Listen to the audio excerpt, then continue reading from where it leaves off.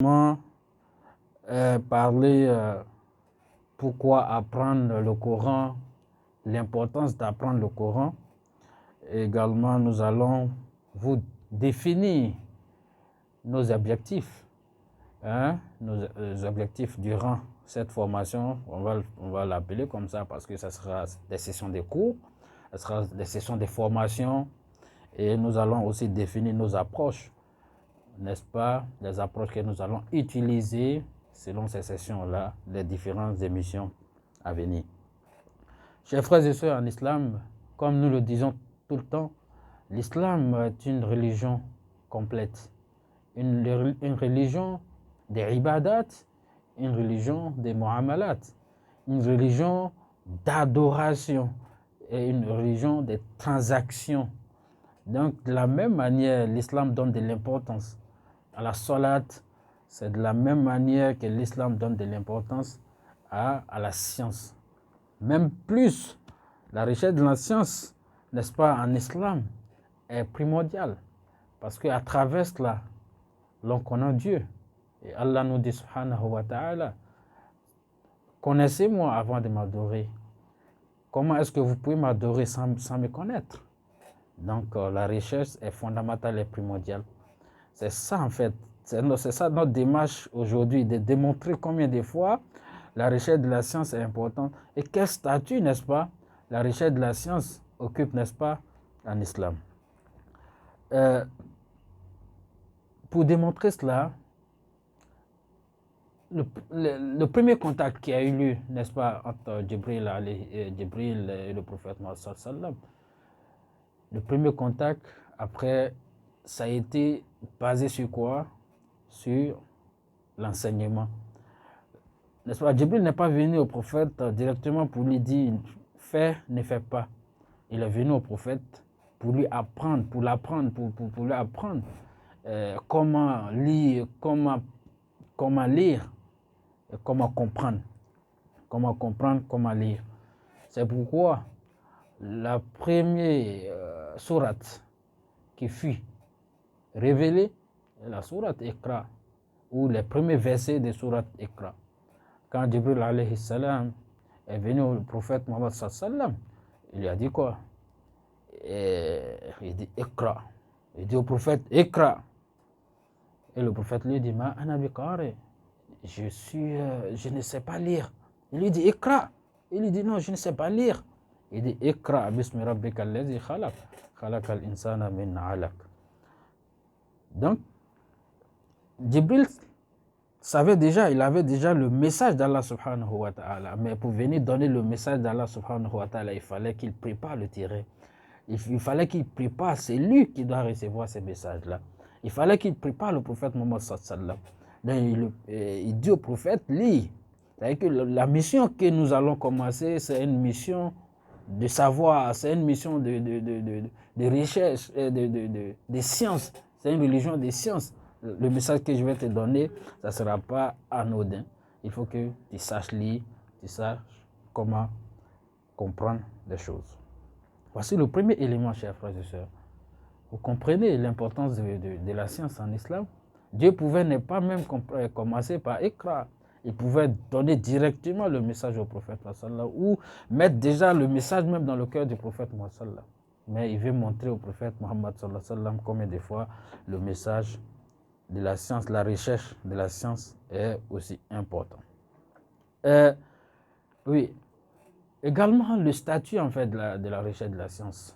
Deuxième point que nous voulons aborder comme introduction à notre session de formation, à nos sessions de formation, il y a le statut même qu'occupe la recherche en islam, la recherche de la science en islam. Vous savez, chers frères et sœurs en islam, toute chose que nous voulons accomplir en islam, il nous faut d'abord connaître les bases de ces choses-là avant de nous sauter dessus. Chaque action que nous devrons poser, c'est primordial. C'est pourquoi, d'où l'importance de la science. Imam Malik nous dit, il est obligatoire à chaque pubère, avant d'accomplir un acte dans cette religion, il faut qu'il sache la législation, le statut même de cette chose-là. Que dit la législation sur cette chose? Vous voyez? Vous voyez l'importance de la science. Donc, la recherche de la science en islam est obligatoire. C'est ce que nous disons tout le temps. La recherche du savoir est obligatoire. Ce qui nous ramène, n'est-ce pas, à notre mission sur terre. Allah nous dit, n'est-ce pas? Notre mission régalienne sur cette terre-là, c'est l'adoration d'Allah subhanahu wa ta'ala. Donc la science qui domine, la science qui doit être recherchée, c'est la science de la charia. C'est la science qui va nous amener à connaître Allah subhanahu wa ta'ala. Donc cette science-là, c'est à travers quoi? À travers le Coran qu'on a cette science. Donc, quelqu'un nous demandait tantôt, est-ce que toutes les sciences ont les mêmes degrés chez Allah? Non. Oui, le musulman doit chercher toutes les sciences, parce que le prophète Mohammed nous a conseillé de chercher le savoir, généralement, avec ces termes généraux. Mais, au-delà de cela, lorsqu'on parle des degrés de la science d'Allah subhanahu wa ta'ala, la science de la recherche d'Allah subhanahu wa ta'ala, la connaissance d'Allah subhanahu wa ta'ala a la primauté. Cette science-là a la primauté. Nous devons commencer cette science-là par la science du charia. Donc, à cet effet, donc, le statut de la science du charia est obligatoire. Chaque musulman, chaque musulmane doit avoir cette connaissance d'Allah subhanahu wa ta'ala. Doit savoir lire le Coran. C'est une obligation. Hein? Au même titre que la salat. Hein? Au même titre que la salat. Donc il faut chercher la salat. Parce que quand tu ne connais pas, comment tu vas prier? On dit tout le temps, lorsque la prière est mal faite, hein, la prière nous maudit. Et lorsqu'on ne sait pas comment prier, lorsqu'on ne sait pas comment gêner, comment on va gêner? Donc on doit chercher d'abord cette science-là, ce savoir-là obligatoire. Être scientifique, ok. Être ingénieur, être banquier ou médecin. On ne dit pas non. Nous, les musulmans, on veut être puissants, mais la science qui a la primauté, c'est la science de la charia, c'est la science des connaissances d'Allah subhanahu wa ta'ala. Donc, c'est ce que Anas ibn Malik nous dit. قال رسول الله صلى الله عليه وسلم طلب العلم فريضة على كل مسلم والمسلمة. La recherche de la science. Hein? La science ici, la science dont on parle ici, c'est la science de la charia. Donc, cette science-là, on l'a à travers la connaissance n'est-ce pas, du Coran. Et le prophète, c'est ce que le prophète va nous dire. Il dit khayrukum man ta'allama al-Qur'an wa 'allamahu. Le meilleur d'entre vous, c'est celui qui sait lire le Coran ou qui enseigne, qui connaît le Coran, ou qui enseigne le Coran, qui a la connaissance du Coran, et il la enseigne aussi. Et cette connaissance-là, il partage cette connaissance-là. Donc, chers frères et sœurs en islam, vous comprenez avec moi déjà pourquoi l'importance de l'apprentissage de la langue arabe. Parce qu'aujourd'hui, le Coran fut révélé en langue arabe. Pour connaître le Coran, il faut savoir lire. Il faut savoir lire, déchiffrer les lettres, arabes, qui est Abata Saja. Il faut savoir déjà constituer un mot, constituer, n'est-ce pas, un verbe. Donc, notre mission, c'est l'une de nos missions durant ces cours-là, c'est ça, vous amener, n'est-ce pas, à savoir lire, à savoir déchiffrer, à savoir constituer un mot, ainsi de suite, jusqu'à ce que à savoir lire le Coran.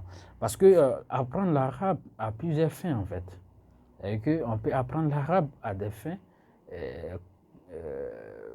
de commerce, à des fins de business, à des fins littéraires. Mais nous, dans cette situation-là, nous avons préféré orienter cet apprentissage-là au niveau n'est-ce pas, de l'apprentissage du Coran, vu l'importance ou la nécessité, en fait, aujourd'hui, n'est-ce pas, d'apprendre le Coran pour un musulman. Chers frères et sœurs en islam, on disait tantôt, nous allons nous accentuer, n'est-ce pas, sur le Coran. Parce que, n'est-ce pas, apprendre le Coran, ça nous aide à connaître notre religion. Apprendre le Coran intercède pour nous le jour de la résurrection. Le prophète a dit, il y a un hadith de Umama qui dit, le prophète Muhammad a dit, Ikra'ul Qur'an, fa innahu ya'ti yawm al-qiyamati shafi'a. Lisez le Coran parce que le Coran vient le jour de la résurrection. Il intercède pour vous le jour de la résurrection. Hein? Au-delà de cela, il y a d'autres bienfaits à travers le Coran qu'on peut savoir. Sans savoir lire le Coran, sans comprendre le Coran, nous sommes dans le noir, nous sommes dans l'ignorance. On peut être le docteur qu'on veut, on peut être le médecin qu'on veut, on peut être l'ingénieur qu'on veut, on peut être le financier, le magnat de la finance qu'on veut. Mais tant qu'on n'a pas cette connaissance-là, nous sommes dans l'ignorance. Nous sommes dans l'ignorance. Chers frères et sœurs en islam, après cette intro, bon, nous sommes toujours dans le cadre de l'introduction, nous sommes en train de situer le cadre, comment est-ce que nous voulons évoluer. Il était nécessaire de parler de l'importance de la science, il était aussi nécessaire de parler aussi de l'importance du Coran, apprendre le Coran, l'importance d'apprendre le Coran. Donc, aujourd'hui, nous allons parler maintenant de notre objectif. Qu'est-ce que nous allons rechercher? Hein?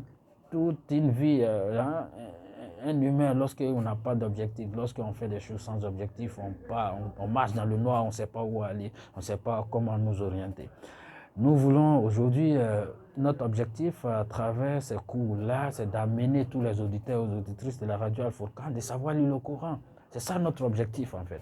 C'est ce que nous recherchons. Tout ce que nous allons entreprendre, toutes les démarches, toutes les approches, toutes les stratégies que nous allons utiliser ici, ça sera dans ces cadres-là. Nous allons tout faire, n'est-ce pas, pour vous amener à savoir lire le Coran et pourquoi pas à comprendre ce que vous lisez. Donc, et à travers certaines stratégies, nous allons essayer, n'est-ce pas, d'avoir des groupes de formation parce que nous voulons que cette formation-là soit une formation d'interaction. Donc, l'une de nos des stratégies que nous allons utiliser, il y aura les moyens, il y aura les directs sur les différentes plateformes. Pourquoi pas les appels, pourquoi pas les directs, puis on va prendre les messages, on va essayer d'appliquer, on va essayer de demander, de poser des questions, avec que vous donnez l'opportunité de vraiment d'intervenir, parce que ces cours-là, c'est pour vous, ces cours-là, on fait ces cours-là pour vous. C'est pourquoi on a insisté sur l'importance de la recherche de la science, pourquoi nous avons insisté aussi sur la recherche de savoir lire le Coran. Donc, il y a aussi un groupe WhatsApp. Nous voulons créer un groupe WhatsApp sur lequel on va vraiment interagir, peut-être même hors de la radio. On peut interagir, mais ce groupe-là, vraiment, on puisse vous accompagner vraiment d'une manière plus rapprochée, que vraiment, lorsque vous avez besoin de quelque chose, vous ayez en fait un canal à travers lequel vous pouvez demander. Donc, chers frères et sœurs en islam, cette émission, c'est votre émission. Cette émission, c'est votre émission. On vous attend, on attend votre participation. On attend aussi votre interaction, on attend vos participations. Donc, tout ce que nous allons dire à travers cette émission-là, c'est pour vraiment vous amener, vraiment, n'est-ce pas, à savoir lire le Saint-Coran, comprendre le Saint-Coran. C'est pourquoi nous mettons tout cela à votre disposition. Donc, c'est sûr, on ne va pas être long. Cette séance est une séance introductive pour pouvoir vraiment situer les cadres dans lesquels nous allons évoluer. Donc, pour vous mettre à l'aise, ça sera, nous allons commencer du B à bas, du début l'initiation à la langue arabe, au cours de la langue arabe. Ensuite, nous allons évoluer tout doucement à la lecture du Coran et, n'est-ce pas, pourquoi arriver à un niveau très avancé où nous allons parler même des règles de la lecture du Coran. Donc, tout ça, ça rentre dans le cadre d'apprentissage de la langue arabe parce que c'est comment utiliser, c'est les makharij qu'on va voir, c'est les noun sakina wa tanwin, qu'on va voir, comment utiliser l'idgham, comment utiliser izhar, comment c'est tout ça, c'est ça la finalité, c'est ça l'objectif final. Mais nous allons commencer de B à bas à l'initiation. Donc tout le monde est la bienvenue. Le niveau, on essaiera de donner un juste milieu, de satisfaire tout le monde. Wa akhiru da'wana alhamdulillahi rabbil alamin. Wassalamu alaikum wa rahmatullahi wa barakatuh.